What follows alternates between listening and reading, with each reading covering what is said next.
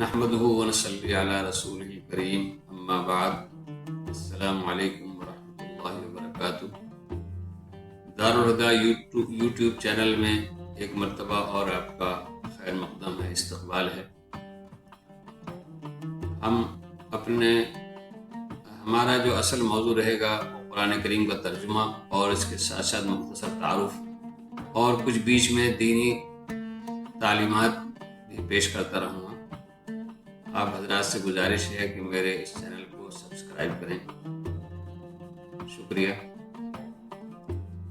ہمارا جو آج کا اصل موضوع ہے وہ قرآن کریم کا تعارف، انٹروڈکشن ہے۔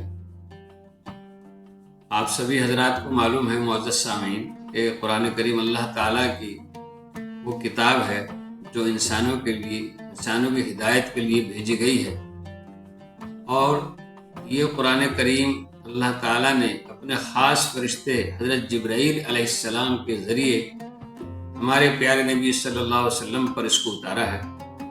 وحی کے ذریعے آپ تک یہ قرآن پہنچایا گیا۔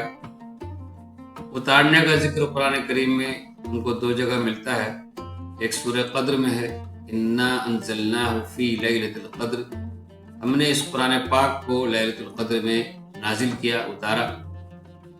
دوسری جگہ سورہ دخان میں ایک آیت ہے، حامیم الکتاب المبین انا انزلناہ فی لیلۃ مبارکۃ انا کنا منذرین، ہم نے قرآن پاک کو مبارک رات میں نازل کیا، مبارک رات میں اتارا ہے۔ تو یہ اتارنے کا ذکر اللہ تعالیٰ نے قرآن کریم میں فرمایا۔ اس کے علاوہ نبی کریم صلی اللہ علیہ وسلم کے پاس جو وحی آتی تھی وہ اس وحی جلی کے علاوہ دوسرے طریقے سے بھی وحی آتی تھی جس کو قرآن کریم میں نہیں لیا گیا۔ ایک تو وحی متلو ہے جس کو تلاوت کیا گیا، ایک وحی غیر متلو ہے جس کو تلاوت نہیں کیا گیا، نہیں پڑھا گیا۔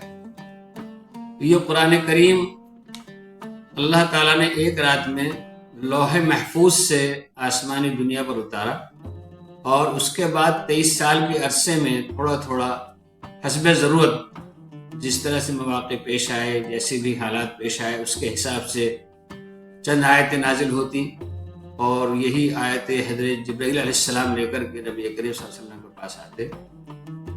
تو قرآن کریم اللہ تعالیٰ کی طرف سے پورے انسانوں کے لیے ایک ہدایت ہے، ایک پیغام ہے، ایک میسج ہے۔ ایک مومن کی زندگی کا سب سے قیمتی وقت وہ ہے جو قرآن کریم کو سیکھنے اور سکھانے میں اور اس کے معنی کو سمجھنے میں صرف کرے اور اس پر عمل بھی کرے۔ نبی کریم صلی اللہ علیہ وسلم کا ارشاد ہے، خیرکم من تعلم القرآن وعلمہ، تم میں بہترین وہ شخص ہے جو قرآن کریم کو سیکھے اور پھر اس کو دوسروں کو سکھائے۔ کلام اللہ رب العزت کی وہ عظیم نعمت ہے، وہ عظیم نعمت ہے جس کے ذریعے سے ہمیں ہدایت ملتی ہے، اور جس کے ذریعے سے ہم اپنی دنیاوی زندگی، معاشرے میں کس طریقے سے اپنی زندگی بسر کریں، اور آخرت کے بارے میں ہم کو بتایا گیا ہے قرآن کریم میں کہ آخرت میں ہمارے ساتھ کیا ہوگا، یعنی مرنے کے بعد کے بھی احوال اس قرآن کریم میں موجود ہیں۔ لہذا ہم کو چاہیے کہ ہم یہ اللہ تعالیٰ کی رسی جو ہے اس کو مضبوطی کے ساتھ پکڑے رہیں، اور مضبوطی کے اور طاقت کے ساتھ پکڑے رہنا یہ ہمارے دین و ایمان کی ضمانت ہے، گارنٹی ہے کہ ہمارا دین و ایمان اس رسی کو پکڑ کر رہیں گے تو محفوظ رہے گا۔ یہ ہدایت ربانی کا ایک مجموعہ ہے، اس کے بغیر انسانیت کی اصلاح اور کامیابی و کامرانی ممکن ہی نہیں۔ لہذا ہر مسلمان کو چاہیے کہ ہم اس قرآن کریم کو سمجھیں، معانی اس کے پڑھیں، ترجمہ تفسیر پڑھیں، سنیں، اور پھر اس پر عمل کریں، اور عمل کرنے کے بعد اس کو اپنے رشتہ داروں، اپنے دوستوں تک اس پیغام کو پہنچائیں۔ معزز سامعین کرام، قرآن کریم جیسے کہ میں نے پہلے بھی بتایا اور کہا کہ یہ آسان ہے، کوئی مشکل نہیں ہے، اس کا سمجھنا اور اس پر عمل کرنا کوئی مشکل نہیں ہے، بس انسان کی خواہش ہونی چاہیے، اس کو سیکھنے کی اور سمجھنے کی تمنا ہونی چاہیے، تبھی انسان کامیاب ہو سکتا ہے۔ چنانچہ اللہ تعالیٰ نے قرآن کریم میں ارشاد فرمایا وَلَقَدْ يَسَّرْنَا الْقُرْآنَ لِلذِّكْرِ فَهَلْ مِن مُدَّكِرٍ، ہم نے قرآن کریم کو آسان بنایا، ہے کوئی سمجھنے والا، ہے کوئی اس پر عمل کرنے والا، ہے کوئی خیر خواہ یہ حاصل کرنے والا؟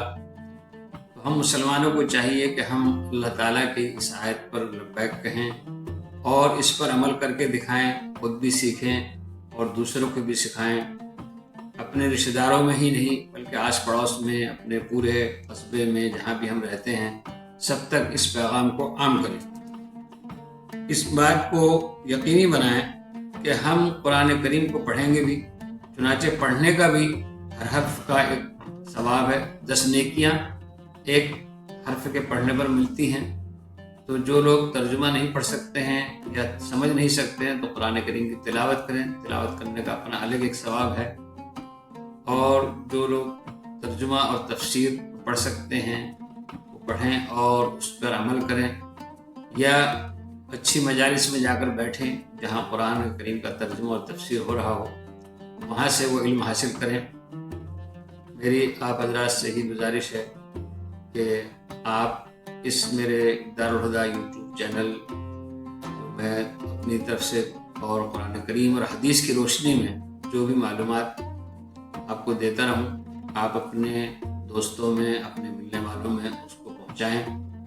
یہ ہمارے لیے بھی اور آپ کے لیے بھی ایک نجات کا ذریعہ ہوگا۔ السلام علیکم۔